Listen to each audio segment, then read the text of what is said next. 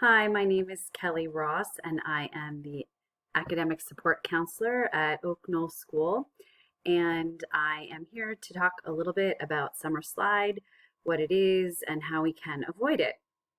And I know it's been a crazy school year, so it's so important for our students to rest and relax and refresh.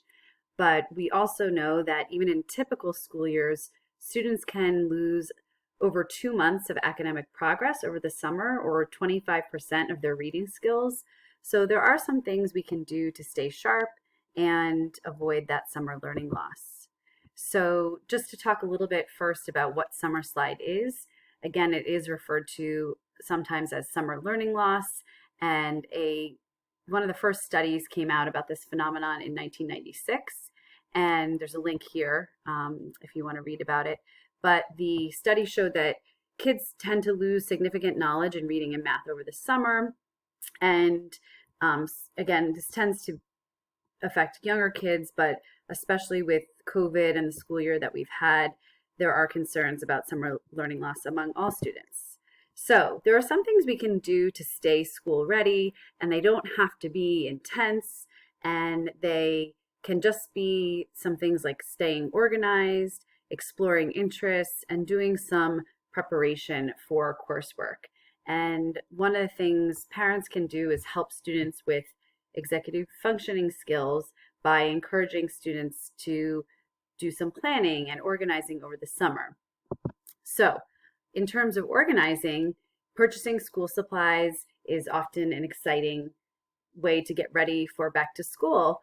But if students even get organized earlier than the week before school, it's great if they can set up a workspace at home and also find planners or calendar apps that work for them over the summer.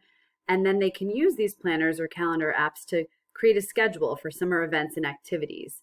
And this is a great way to work on those organizational and executive functioning skills over the summer.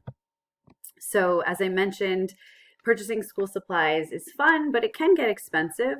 So I always encourage students to shop at home first, to go ahead and look in desk drawers and in old backpacks and see. They might find some old binders that haven't really been used or notebooks that are barely used. And so I always encourage students to do that first before they go to a local dollar store or discount center. And then you can help your child to get organized by finding a spot, a good spot for working at home. And that may be, like in this image, in the corner of a kitchen or another part of the home where the student can keep the supplies that are needed for school. And again, it's good to have a communication board, either a bulletin board or whiteboard, where notes can be left. And it's important for students to make it their own and to make it fun. So they can work on summer projects in this space also. So that's, again, a good thing to do over the summer so that everyone's not rushing that week before school starts to get organized. As I mentioned, another thing students can do to get organized is try out a calendar or planner app. I definitely encourage students to use paper planners, although some aren't really interested in that anymore. I do think sometimes the apps can be a little bit more distracting. So these are a few good ones though. Google Calendar is always a go-to. These others are some that are pretty user-friendly, particularly for high school students. I definitely recommend that middle school students stay with a paper planner if possible. And the students at Knoll will find that their teachers post daily assignments on MyOKS, but a planner helps them keep track of other commitments like sports practices and music lessons and babysitting jobs. So if they start to use the planner over the summer and get it set up, they can figure out what works best for them, so they're not scrambling to figure out an organization system once school starts. Another thing students can do is do a little bit of prep for their coursework. Again, it is important to unwind and veg out, especially after the school year, but it's not a bad idea to spend some time practicing these skills in math, reading, and writing to help prevent summer learning loss. So it is really important, though, to make sure that These learning experiences are manageable, about 15 to 20 minutes at a time, and as fun as possible. We do not want to add stress over the summer. So I have a few tips here about how to make learning at home fun over the summer.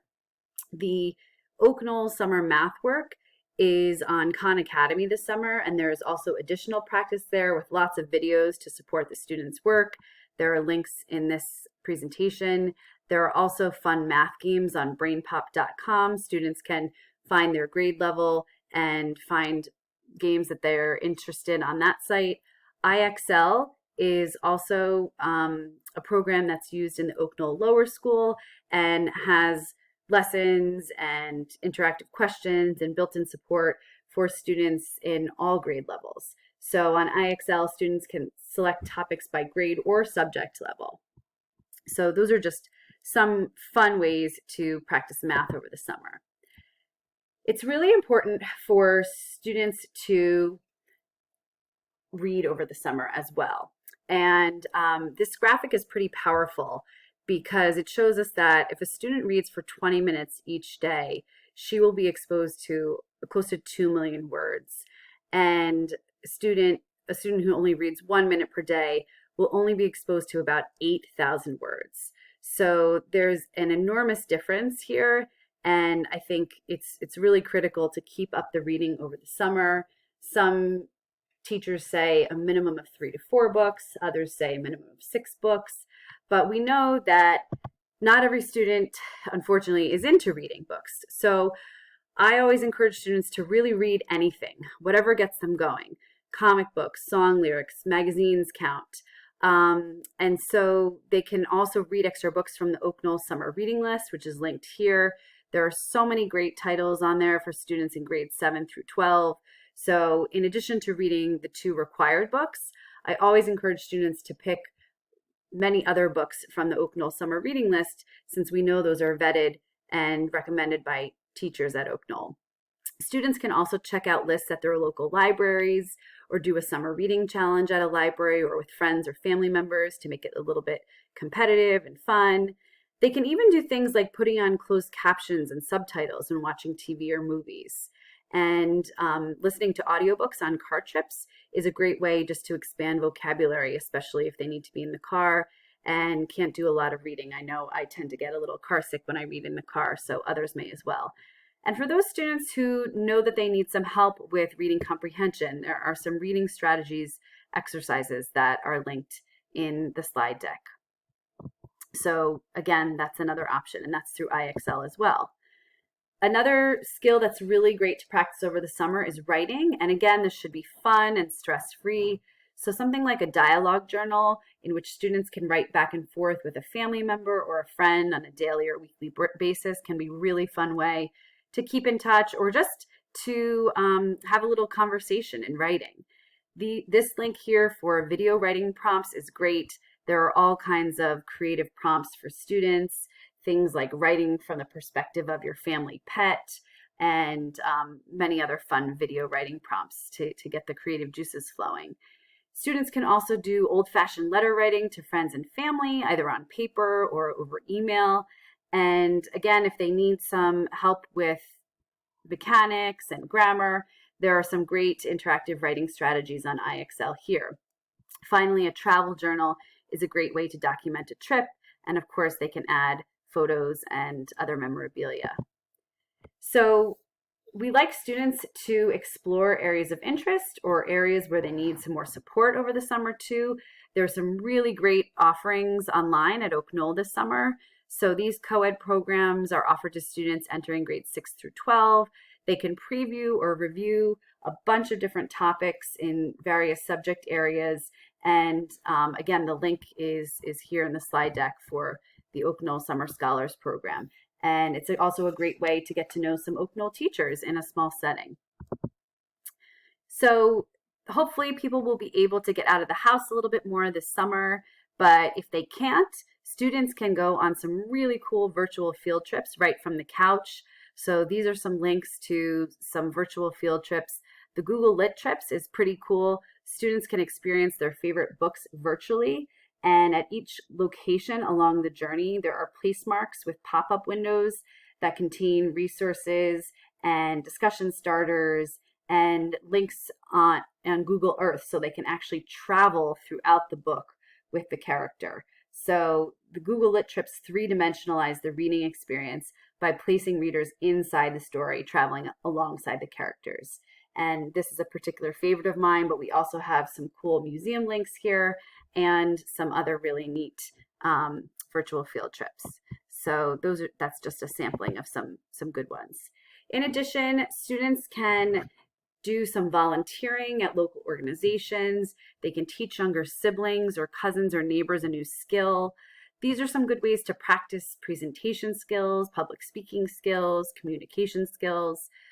A lot of times local libraries have some great offerings. I know the local library in my town has some really cool stop motion animation kits and other craft kits for the summer.